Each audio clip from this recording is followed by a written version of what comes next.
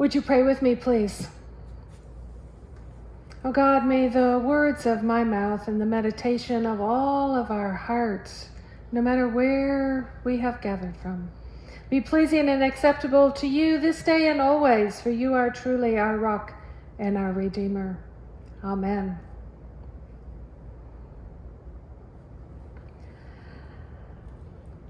One of the first phrases we hear, let my people go. This is what the Lord is saying to Moses. Let my people go. He's trying to convince Moses. God is trying to convince Moses to convince Pharaoh to let the Hebrew people go. Let my people go. And then our story unfolds. The war, if you will, is against the Pharaoh. He oversees much, and he wants more.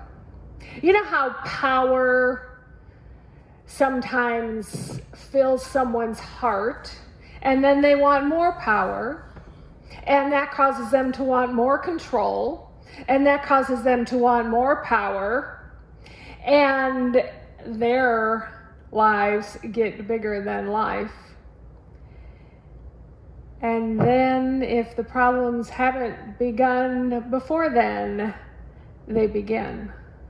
You see, because as someone lives, particularly in leadership, not only of a group of people, but sometimes even in families, it causes disruption. It causes pain. It causes suffering.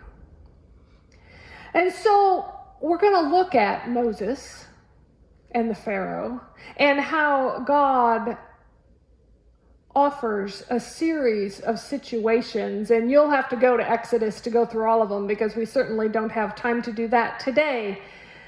But I want you to look at what's happening to these people. Look at what's happening to the Pharaoh and how he digs his heels in more, deeper and deeper, refuses to negotiate anything. Today, we have many stories of hardened hearts right here in our country and even our world. Hardened hearts. Nearly 190,000 people have died from coronavirus. And some would say, oh, those numbers aren't real. Some would say, well, that's okay. Hardened hearts are everywhere. I don't know if you've seen the statistic, and I haven't checked it out to be true, but it seems to me to be a way for us to look at these numbers. A 737 airplane full, crashing into a mountain every single day for 2 years wouldn't bring us to that death toll. Can you imagine that? Think about that for a moment. And yet we have systems in place, we have people, we have a world that wants to now turn and ignore what is happening. And God says, let my people go. The Pharaoh is doing his best to unravel God's plan. He absolutely refuses to let the Hebrew people go. Absolutely refuses to see the truth of what he's creating in his own power grasping mode. We see again the unraveling in our own country with racial injustice and the seeking of justice. Let my people go. Can you hear God speak? Can you hear God speak when we think about our healthcare workers, our school teachers, our police officers and firefighters, everybody serving somewhere? who is ultimately in danger, because we can easily turn away. We can easily pretend that all of this is somebody else's problem, but it's not. Eventually, Pharaoh's own people get pretty discouraged with him. Right after the story in chapter 5 that you heard this morning, it continues on to talk about the Pharaoh wanting the Hebrew people to make bricks out of straw. That's fine, except for then took the straw away and made them go out to the fields to actually get the straw before they could start their process. That was something that had been provided to them, and now it was being taken away. Who does this? And yet, we do it all the time. With healthcare, with education. We are becoming a nation sometimes that has a hardened heart. And God says, let my people be free. Let my people go. Walter Brueggemann, a theologian who's been around for years, offers us this about this text. He wonders if the good news of God's abundance can be trusted in the face of scarcity, and I would say in the face of fear. Can the good news of God's abundance be trusted now? Or are we going to stay in these places of fear, stay in these places of being mean, stay in these places of not seeing God's people as equal, as of value, as persons of meaning and sharing deep love?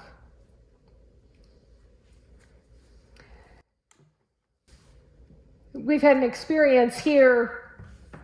It will be a couple of weeks by the time you hear this, but the young man, I would say, Chad Boseman, who played the Black Panther and many other roles in Hollywood, passed away recently. And it was very disturbing to me that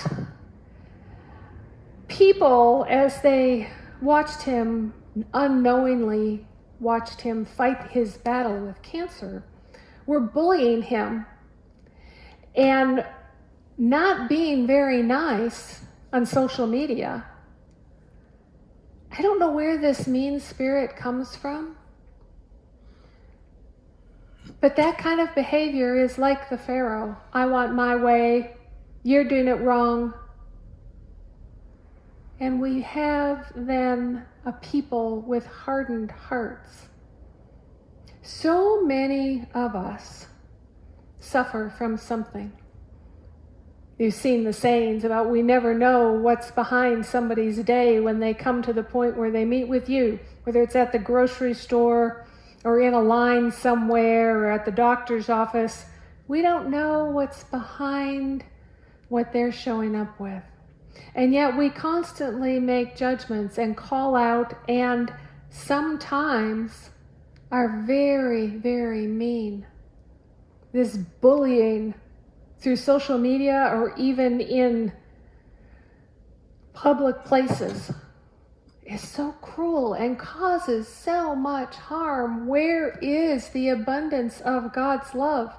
Where is the abundance of grace? Or are we just living with the idea in our heads that there's only so much of love that we can share? There's only so much, and because I don't like you, I'm not going to share my love with you. I'm just going to be mean and hateful instead. And I also want more for me, so that's okay. And we become like the Pharaoh.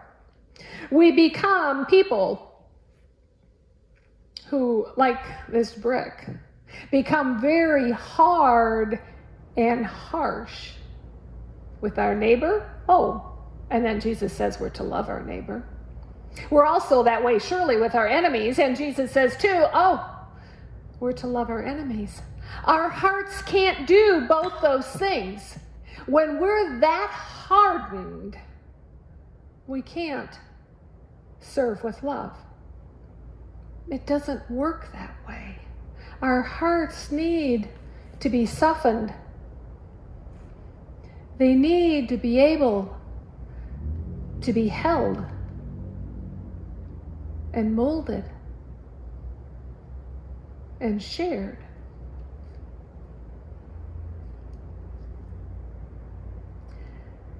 People everywhere in the Hebrew Bible, and even today, are demanding a reckoning, much needed in many areas. Again, we can look to healthcare. Why do some have it? Why do some not? Why is some so expensive nobody can afford it? Same with education, the same for pay for teachers, the same for safety for folks who are on front lines everywhere. The same for a person of color walking down the street. Reckoning with hearts that can feel, not hearts that are cold and hardened. This story is filled not only with the Hebrew people kind of pitching a fit about this brick-making thing, but it's filled with Moses continuing to follow what God is having him do, going back to Pharaoh and, throw the rod down, turn the Nile full of blood, all of these things. And then the locusts come and many, many, many events. And this is something we need to look at. What does Moses do? How does Moses sustain his own way of being? And yes, his brother Aaron is helping him the whole way. How does he sustain that? Because this can't be easy going to the Pharaoh all the time. Pharaoh, this is what God's going to do next. And Pharaoh kind of goes, that's fine. Or my magician's going to do that. Or, I really don't care. Go ahead. Moses continually goes back to God. He returns and returns and returns. And see, I believe that is one of the reasons that Moses' heart doesn't end up like this. And cannot that be true for us as well? As we return and return and return to God for everything.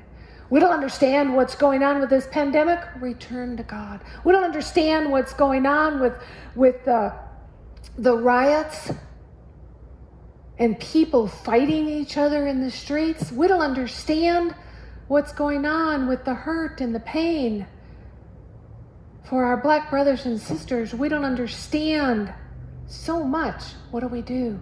Go back to God. Go back to God.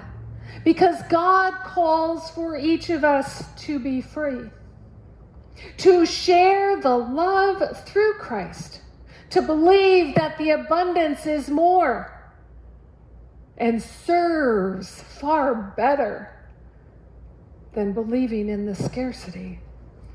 Return to God. Return to God. Our world, yes, unraveling day by day, sometimes minute by minute. But we will not be beaten down if we truly have that soft, moldable heart.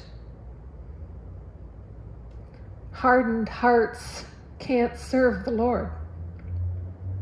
So let's work together to be softened, to share our kindness, our love.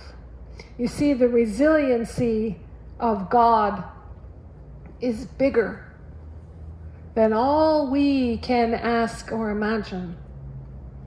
And so in that bigness, can you hear the cry for God's justice? Can you hear and see the freedom through your heart and mind? People grow and change when they are loved. So let us be a people that removes what has hardened our hearts like that of Pharaoh, Let us take down that wall in our society and be truly a people of kindness, of generosity, and most of all, a people of love through Christ. There has been enough of this.